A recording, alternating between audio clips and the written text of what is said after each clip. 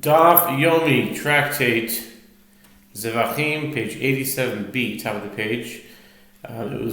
We said the last thing from the previous Amud, we said this also we learned in the Mishnah, 84a. And here we go, top of 87b. Shekiblu pesulim v'zaku estamai, Maila shekiblu pesulim v'zaku pesulim. An offering that people unfit for performing the temple service collected and then sprinkled with its blood shall not descend from the altar if it ascended. What, is it not that the Mishnah means that people unfit for performing temple service collected the blood and people unfit for performing the temple service sprinkled it as well, which disqualifies it from ascending the altar? But if the collection alone was performed by people unfit for performing the temple service, although the offering becomes disqualified, those fit to perform the temple service may sprinkle the blood and sacrifice the offering ab initio. The reason, apparently, is that service vessels sanctify disqualified blood such that it may be sprinkled ab initio. Lo! Shekiblu pesulin inam shazal pesulin. Reish Lakish rejects this proof. No. The Mishnah may be referring to two independent cases, meaning that people unfit for performing the temple service collected the blood, or that people unfit for performing the temple service sprinkled the blood after it was collected by people who were fit for performing the temple service. Accordingly, the Mishnah teaches only that if such offerings ascend to the altar, they shall not descend after the fact, but service vessels do not sanctify disqualified items such that they are offered ab initio. Avir mizbeach. Ki mizbeach tami or lo? Tashima. Kishem shemizbeach mikadosh kach kevish mikadosh. The Gemara raises a dilemma. Is the airspace above the altar considered as the altar itself, whereby items that enter this airspace shall not descend from the altar, or is it not considered like the altar?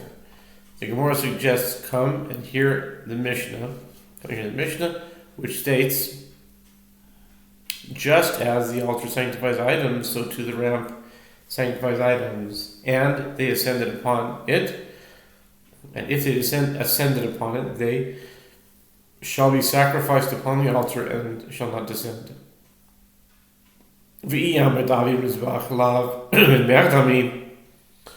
Avir kevish nami lag kevish nami hechim uasik lev kevish mizbeach havale yorud.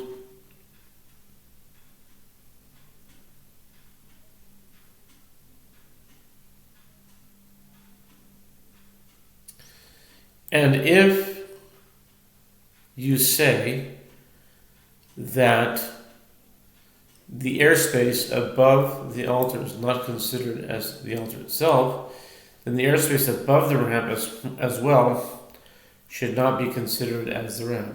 If so, how can one elevate the disqualified limbs of an offering from the ramp to the altar? The moment one elevates a limb from upon the ramp, it is considered to have descended from the ramp, and all disqualified items that descended shall not be returned.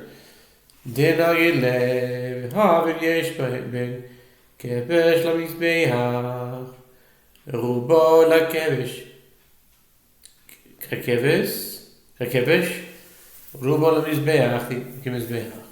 The Gemara responds, Mishnah is referring to a case where the priest drags the offering up the ramp, but it never enters its airspace. The Gemara challenges, but even if he drags it up the ramp, he must still lift it, as there is a space between the ramp and the altar. The Gemara responds, since this gap is small, only a minority of the limb of an offering will be located over the gap as it passes from the ramp to the altar. Therefore, when a majority of the limb is on the ramp, the minority situated above the gap is considered as if is on the ramp. Once a majority of the limb is on the altar, the minority situated above the gap is considered as if it is on the altar. Tishot meha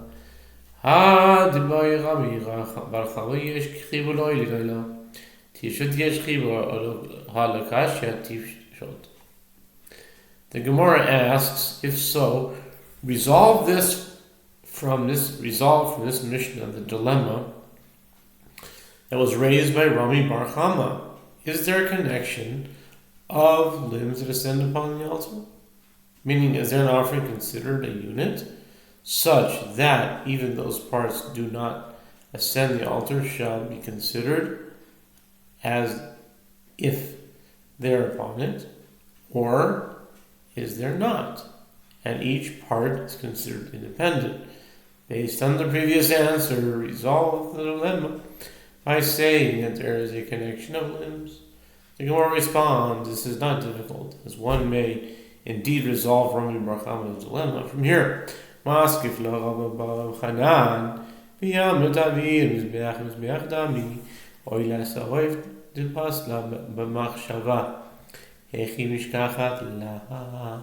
Rav Bar Chanan objects to the assumption that the airspace above the altar is considered as the altar itself. But if you say that the airspace above the altar is considered as the altar itself, then with regard to a burnt offering that one disqualified by having the intention to burn it beyond its designated time, meaning the day after it was pinched, how can you find the circumstances for such a disqualification to take effect? How katlam is be'ach? Once one's intent to burn an offering beyond its designated time disqualifies it only when he intended to burn it during a time that he may not do so, since a burnt offering is pinched in the presence in the airspace above the altar has already accepted it. Therefore, even if one delayed burning it until the next day, it does not descend from the altar like all other offerings that are disqualified by being left overnight.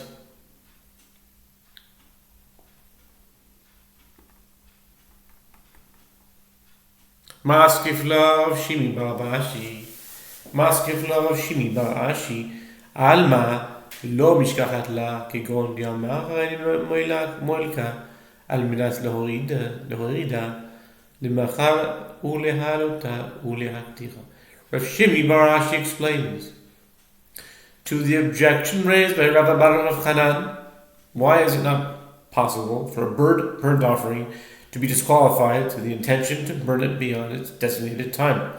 You find it in a case where he says, I am hereby pinching it in order to take it down from the altar tomorrow, and thereafter sacrifice it and burn it.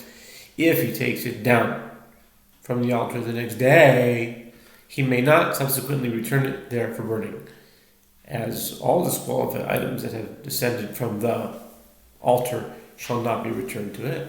Accordingly, even if the airspace above the altar is considered as the altar itself, a burnt offering can still be disqualified with such intention. The